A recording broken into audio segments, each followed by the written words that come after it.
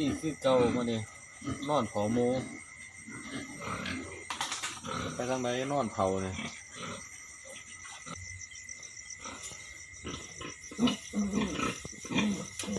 รถบางกระนุ่มเนี่ยนุ่มหน่อยสะ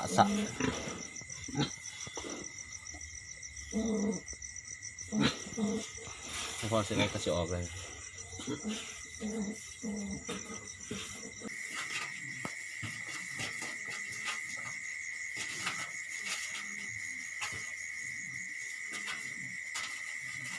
ยังหมุนอยู่อ่ะ